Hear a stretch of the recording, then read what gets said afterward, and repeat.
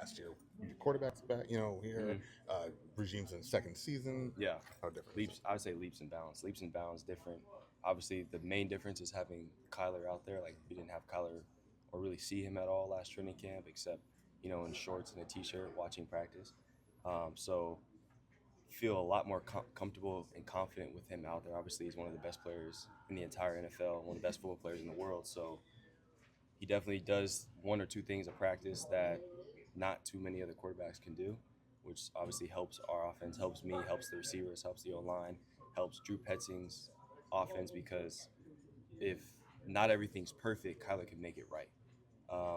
And then the other side of the coin is, speaking for myself, having been going into year two, I know what to expect going into training camp now, and then obviously I'm not thinking about the system and the offense. Like, it's just coming so much easier, so I can play really fast now. So leaps and bounds better. You wouldn't tell us your summer plans, but we found out a couple weeks later, like you said. How'd that go?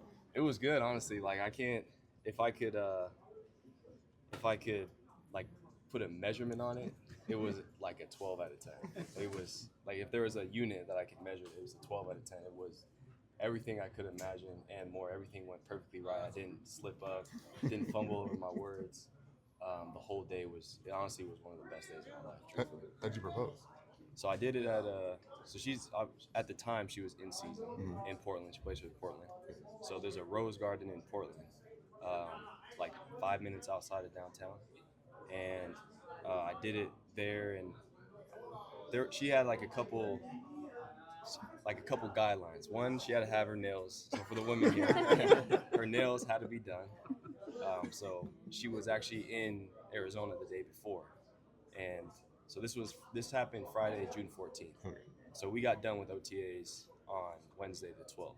So I told her that we had the weekend off and we had to be back the next week. So I dropped her off at the airport on Thursday night, came back home.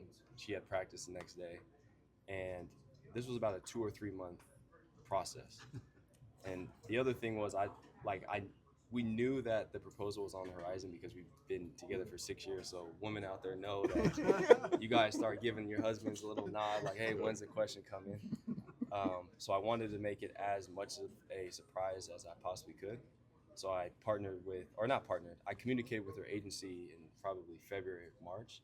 And because Sophia is a big time Nike athlete, I had her agency coordinate with Nike and say, hey, before the Olympics, we're going to have a big dinner in Portland with a bunch of Olympic athletes to talk about Paris, this, that, and third. So that would force her to dress up in like a nice dress. And then I paid for like a car service driver to pick her up, so she didn't really know where she was going. I dropped her off, and I was there. So it was perfect. And then I also flew her parents and my parents out as well. So on top of that, like, she didn't know I was going to be in Portland. She didn't know her parents were going to be in Portland.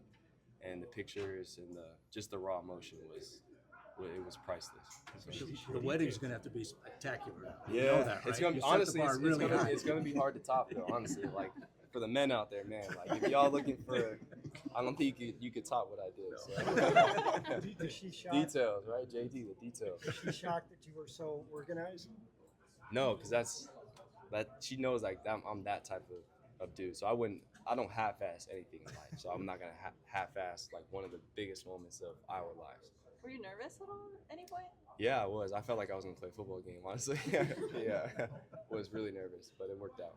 What's it like to watch her in the Olympics? Did you catch any of it? So I was just answering this question. I mean, I haven't been able to watch all of the game because they've been playing at 12 o'clock our time, and we start practice at 12:55.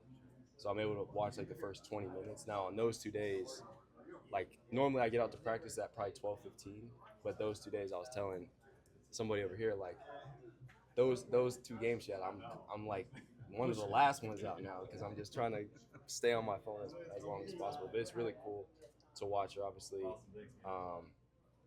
I'm not shocked at all about her success because, like, she's one of the most special people I've ever met my whole life. And, she's been in the national team system since she was 16 years old. She's been crowned as, a future great, one of the greatest that's going to play. And I think it's cool to see all that coming to life. But knowing her since she was 18, if you'd have told me this was going to happen 6 years from now, at the time I met her, I wouldn't be shocked at all. I'd be shocked if it didn't happen. Now, taking a step down, what was the trip to California like with Kyler and the guys? It was fun. It was really cool experience, and the fact that he paid for it all. Everything was taken care of. We had a chef, car services, stayed at a big time Airbnb in Bel Air. Was training at a nice facility in UCLA, and it just kind of gave college vibes. Going to sleep at the same place as your teammates, in a kind of not a super structured environment. So boys could just be boys and just hang out, work out, play ping pong. I was crowned the champion of ping pong, but it was just fun to compete. Talk a bunch of mess and just be guys. Yeah. He can't be happy that you won. He can't, but you can ask him about it. I'm up. I'm crowned the champion, best ping pong player on the team, or of that group. I'll say. How about card playing and video games? All of that. We didn't play too many video games, but when you get a bunch of highly competitive men in one place, like we competed from the time we got up to the time we went to sleep. Ping pong, cards, who's running faster, who can catch more balls, late night lifts. Like you see one guy start doing push-ups, now I have to do push-ups. You see one guy going to the weight room lifting, okay, now I have to go lift. So I think it's great to get around a bunch of just super masculine guys who just want to compete and challenge each other. So it was super fun.